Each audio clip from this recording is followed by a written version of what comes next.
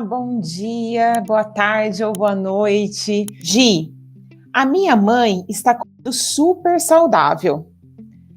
Emagreceu super, cuidando de carbo e o que pode dar pico de índice glicêmico. Mas os exames dela só pioram. Será que pode ser efeito de algum medicamento que ela está tomando? Ela já foi em vários médicos, fez vários exames e ainda não encontrou a resposta. Só fica mais ansiosa e estressada. Conhece alguém assim? E pioram os exames. Não tem mais nada para mexer na alimentação e na atividade física. Ela faz tudo regradinho. O que você recomenda, Gi? Vamos entender o que está acontecendo com essa pessoa, né? Com a mãe dessa pessoa, que faz tudo regradinho, que faz tudo certinho, e mesmo assim os exames só pioram, já passou por vários médicos. E por que isso acontece, gente? E quando eu leio isso, quando alguém me manda, Gi, eu faço tudo certinho, eu não sei mais o que fazer, eu já tentei de tudo, eu como super saudável. Quando vem essa expressão, eu como tudo saudável, ou super saudável, ou tudo integral, eu vejo que as pessoas, e não são só as pessoas que têm problema com açúcar, isso acontece também com a visão dos médicos, dos nutricionistas e de educadores físicos também. Aliás, muitos desses profissionais também passam pelas mesmas dificuldades. E essa questão do super saudável, tudo integral e que faz tudo certinho na alimentação, quando a pessoa me fala isso, me dá um sinal de fumaça de que essa pessoa, ela tem uma confusão, né? Tem um pensamento confuso sobre o que é saudável e o que não é saudável. E normalmente essa visão, esse pensamento de que sobre a alimentação saudável acontece pelo alimento, pela composição, pelas características nutricionais do alimento. E, na verdade, uma alimentação saudável, ela vai muito além de qual alimento você está comendo. Se é carboidrato, se é proteína, até mesmo se é um alimento industrializado, que passa por um processo, às vezes de embalagem e tudo mais. E fica muito presa nessas questões nutricionais e esquece de dar atenção para outros aspectos da alimentação que fazem com que essa alimentação seja saudável. E nessa necessidade de atender esses aspectos nutricionais de uma alimentação saudável, e um deles, para quem sofre com problemas de açúcar no sangue, com a glicemia, é a questão do alimento ser integral e ser isento de açúcar, né? Ou reduzido até de teor calórico, de quantas calorias tem, né? Se é um carboidrato simples. E a alimentação saudável, ela não precisa ter essas características todo o tempo. E na maioria das vezes, porque uma alimentação saudável, ela depende também de como você compõe esse prato, né? Como que é a distribuição desses nutrientes no seu dia a dia, na refeição, ao longo da semana, no final de semana. Ela depende também de como você se sente em relação àqueles alimentos, àquela refeição. Se você está tranquila, se você está tranquilo ou preocupado, com medo ou até com culpa por estar comendo um determinado alimento. E a alimentação saudável, ela depende também das suas características físicas, peso, altura, nível de atividade física que você faz, quantidade de músculos que você tem no corpo, quantidade de sono, as horas que você dorme ou que você deixa de dormir. Como que é o seu trabalho, se o seu trabalho é sentado, sentada, se o seu trabalho é em movimento. Então, tudo isso interfere na alimentação. E uma alimentação saudável, ela não pode ficar restrita ao tipo de alimento que você come, só que é assim que a maioria das pessoas lida com o alimento. Então, aqui, Quando essa pessoa me diz, a minha mãe está comendo super saudável, emagreceu super, cuidando de carbo, queria, assim, entender melhor, né? Eu precisaria entender melhor, mas peraí, o que é cuidar de carbo?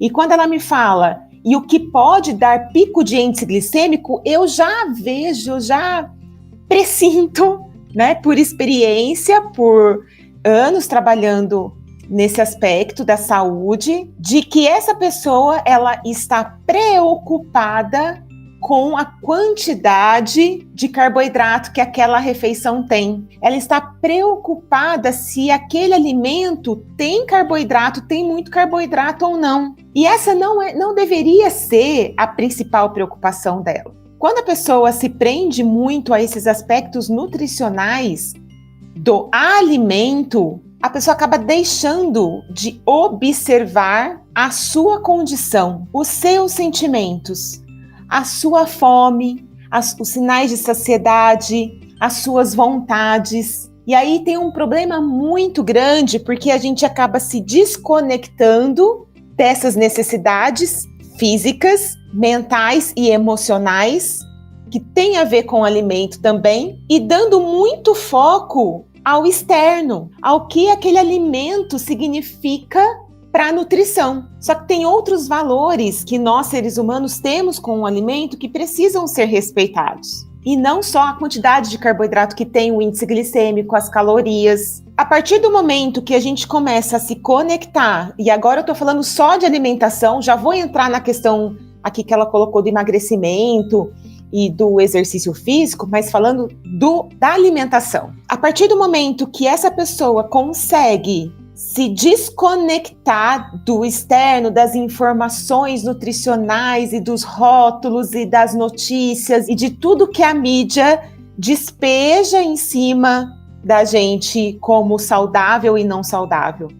E essa pessoa começa a se conectar com o que ela sente, com o momento que ela tem fome, com o momento que ela não tem fome, com a quantidade de comida que ela põe no prato de forma consciente, que ela consegue pensar, né, quais alimentos ela prefere, como que isso pode ser mais saudável do ponto de vista do funcionamento do corpo e não de quanto carboidrato e calorias tem naquele alimento. Ela começa a se reeducar do ponto de vista da sua natureza. E aí eu quero fazer, para você entender melhor isso, eu quero fazer uma analogia aqui, uma relação, quero traçar uma linha para você ter um pouquinho mais de clareza sobre isso, né? Fazendo um paralelo aqui com o bebê e com os animais da natureza.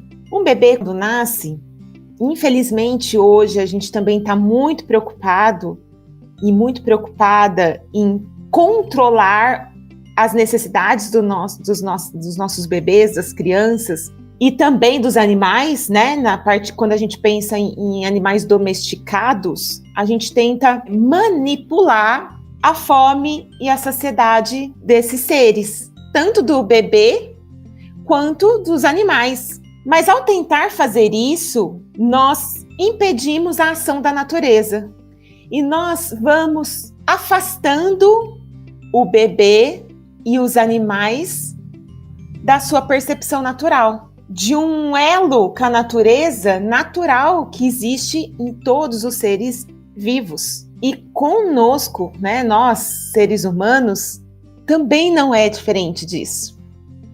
E ao longo da nossa vida, desde o momento que a gente nasce, nós somos treinados, domesticados, treinados a comer em tais horários. A gente não aprendeu? Quem aqui, né, tem essa visão muito clara de que é café da manhã, almoço, jantar? E talvez um lanchinho no meio da tarde por necessidade. Café da manhã, almoço, jantar. Café da manhã, 7, 8 horas. Almoço, meio-dia. Jantar, 7 da noite. 6 da tarde, 7 da noite. E aí esses padrões, eles vão fazendo com que a gente se perca das nossas necessidades naturais de fome e de saciedade. E a gente faz isso com os bebês e fizeram isso conosco também. O bebê chora, quer mamar. Não, agora não é hora do mamar só daqui 1 hora, ó. É de 3 em 3 horas o mamar. Então, eu vou ter que distrair, vou ter que fazer outra coisa com esse bebê, porque ele não vai comer agora. Tem que educar esse bebê a comer de 3 em 3 horas. E ao longo da nossa vida, né, na infância, também tem isso. Também tem essa regra, né? A gente começa a estabelecer regras. E olha só, essa pessoa que falou da mãe dela, ela falou, ela faz tudo regradinho. Como se o regradinho fosse o melhor para o seu corpo. Só que o regradinho, ele vem de fora. Ele vem do externo. E a gente passa por cima da regra mais poderosa que existe, que é a regra da natureza.